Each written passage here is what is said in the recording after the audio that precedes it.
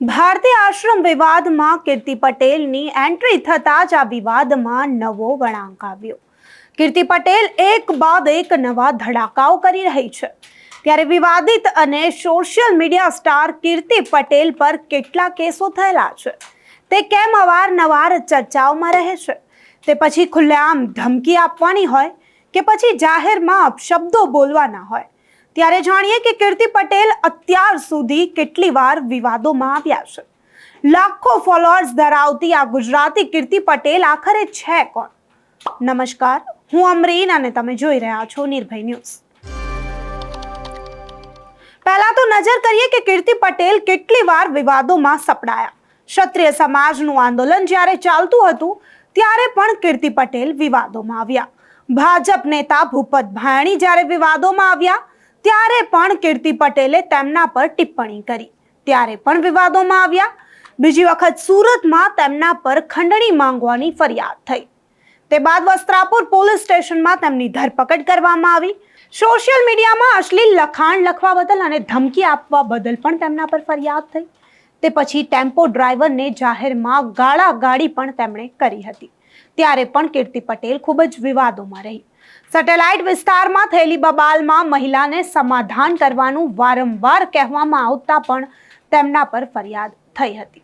ત્યારે વિસ્તારથી જોઈએ કે તેમના પર કયા મામલે ફરિયાદો થઈ હતી અને ક્યારે ક્યારે કીર્તિ પટેલ વધારે વિવાદોમાં સપડાયા।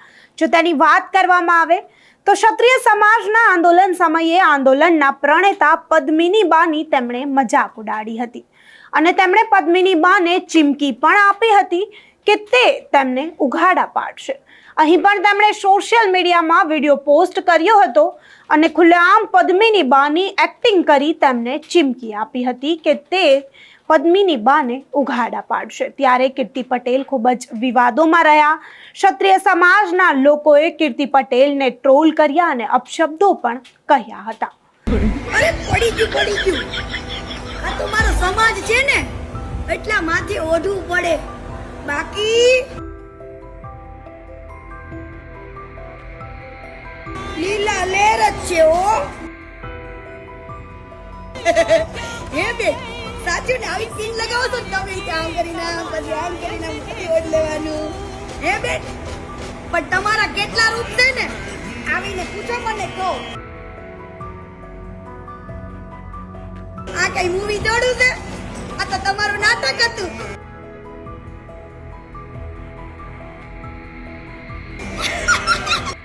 ત્યારે ભાજપ નેતા ભૂપત ભાયણીના કેસની જો વાત કરવામાં આવે તો જ્યારે આ ભાજપ નેતા ભૂપત ભાયણીનો એક વિવાદાસ્પદ વિડીયો સોશિયલ મીડિયામાં ફરતો થયો ત્યારે પણ કીર્તિ પટેલે વિડીયો પર પોતાનું વિવાદાસ્પદ નિવેદન આપ્યું અને કહ્યું કે તમે પણ તમારા ભત્રીજા જેવું જ કર્યું, કાકા ભત્રીજા એક જેવા છે તેવું કહેતા ત્યારે પણ કીર્તિ પટેલ જે છે તે વિવાદોમાં આવ્યા હતા।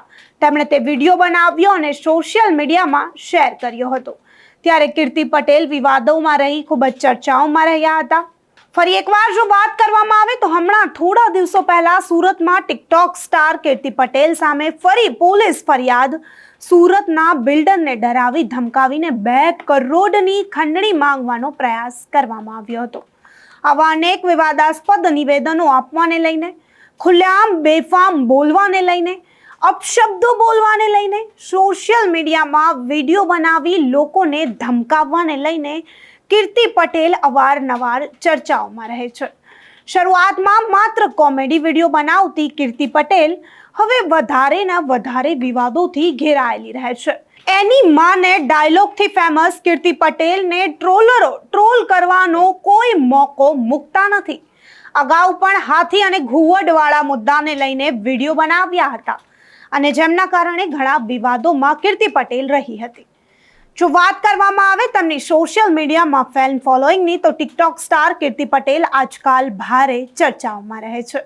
મૂળ સુરેન્દ્રનગરની વતની કીર્તિ પટેલ હાલ સુરતમાં વસવાટ કરે છે અને તે સોશિયલ મીડિયામાં ખૂબ જ પોપ્યુલર છે અને તેમના લાખો ચાહકો છે। કીર્તિ પટેલ એક સમયે ફેશન ડિઝાઇનર હતી, ત્યારબાદ તેમણે કોમેડી વિડીયો બનાવી અને યુટ્યુબ અને ટિકટોકમાં ઝંપલાવ્યું, ત્યારબાદ તેમને ખાસી એવી લોકપ્રિયતા પણ મળી। ટિકટોક બંધ થતાં કીર્તિ પટેલ ઇન્સ્ટાગ્રામ પર ખૂબ જ ફેમસ થયા. કીર્તિની લોકપ્રિયતા 7મા આસમાને પહોંચી. તેમણે ક્યારેય પાછળ ફરીને જોયું નહીં. કીર્તિ પટેલ ખૂબ જ ટિકટોકમાં વાયરલ થયા બાદ સોશિયલ મીડિયા ઇન્ફ્લુએન્સર પણ બની ગઈ. ત્યારબાદ અવારનવાર કીર્તિ પટેલ વિવાદોમાં સંપડાયેલા રહે છે. તેમના મિજાજ ખુલ્લેઆમ જાહેરમાં કોઈને પણ ધબકાવવા, જાહેરમાં કંઈ પણ અપશબ્દો બોલવા, તેને લઈને અવારનવાર કીર્તિ પટેલ વિવાદો સાથે સંપડાયેલા રહે છે. ત્યારે હવે ફરી કીર્તિ પટેલ વિવાદોમાં સપડાયા છે. ભારતી આશ્રમનો જે વિવાદ છેડાયો છે, જે વિવાદ અત્યારે જગજાહેર છે, તેમાં એક પછી એક નવા ધડાકાઓ કીર્તિ પટેલ કરી રહી છે. એક પછી એક ખુલાસાઓ કીર્તિ પટેલ કરી રહી છે. કીર્તિ પટેલ વિડીયો બનાવી સોશિયલ મીડિયામાં તેમણે મૂક્યો પોતાની પ્રોફાઇલ પર. ત્યારે કીર્તિ પટેલ પર પણ અહીં સવાલો ઊભા થઈ રહ્યા છે કે કીર્તિ પટેલને એક મહિલાના વસ્ત્રો ખુલ્લેઆમ સોશિયલ મીડિયામાં દેખાડવાની શું જરૂર પડી? ત્યારે ભારતીય આશ્રમને લઈને કીર્તિ પટેલ જે ફરી વિવાદોમાં સપડાયા છે, ત્યારે કીર્તિ પટેલ ફરી વિવાદોમાં આવવાને લઈને તમારું શું માનવું છે? કીર્તિ પટેલે જે ઋષિ ભારતી બાપુ પર પોતાનું નિવેદન આપ્યું, તેને લઈને તમારું શું માનવું છે? અમને કમેન્ટ કરી ચોક્કસથી જણાવજો. તથા અમારી ચેનલ નિર્ભય ન્યૂઝને લાઇક, શેર અને સબસ્ક્રાઇબ કરવાનું ભૂલશો નહીં. આભાર.